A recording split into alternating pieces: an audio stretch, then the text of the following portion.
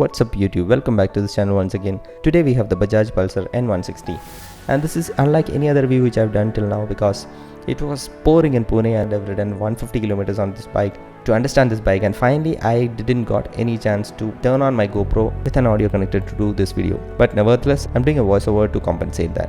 First of all, let's look into the styling. After reaching in Pune, I got to know that this N160 actually has taken a lot of inspiration from the N250 itself. I cannot say inspiration because the entire bike has been taken and the engine has been replaced. That's how it is. So on the look wise, this is 10 by 10. From a distant frame, actually it looked like a very big bike. The headlight section and overall body panel were looking very stylish, but I had a really big question in my mind. When a 160cc is pulling a 250cc body, is it pulling it fine? That's why I rode this motorcycle for around 150 km, and I got to know that N160 is doing it just like a piece of cake because I didn't see that the engine is struggling at any point in time to pull this vehicle. Now let's see the other things of the vehicle. First of all, I had to talk about the suspension because the Pune roads were really nice to test the suspension. Lot of potholes coming out of that. I could see lot of speed breakers as well. So suspension was handling really well.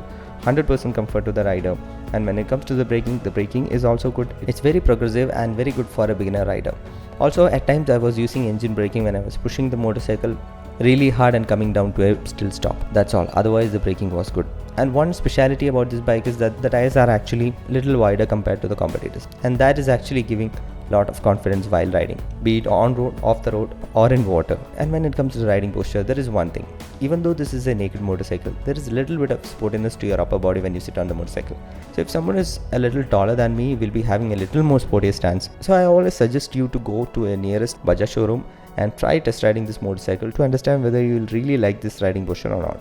And looking onto the comfort, you have 100% comfort from the seat and the handlebar. Even though the rider's triangle is onto a little sportier side, I really love the way how I ride this motorcycle. And towards the other things like clutch and the gearbox, this motorcycle comes with a lighter clutch, that means easy riding, and the gearbox is also crisp. One thing is that it has a shorter gear ratio, and that means with this 5-speed gearbox, you'll be shifting to the 5th gear even by 40-45 km/h speeds itself. And the motorcycle is actually comfortable to ride in taller gears in lower speeds. That's really a good thing when it comes to a commuter. And when it comes to the power delivery is smooth.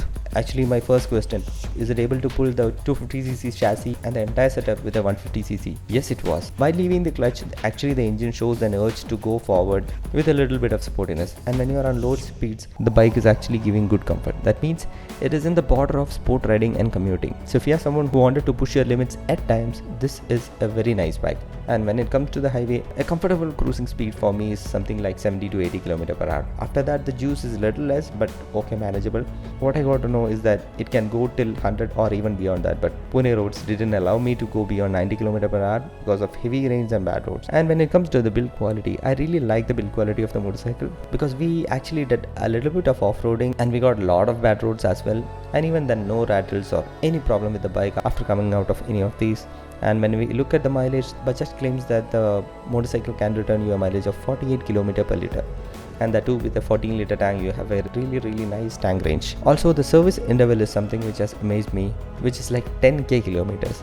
And that too, it will cost you something like 1k to 1.5k rupees. That's all. And the ex-showroom price of this motorcycle is 1.28 lakhs, which I feel is a really good value for money machine in my opinion. So let's see who all can look into this motorcycle. Does this motorcycle fit your usage?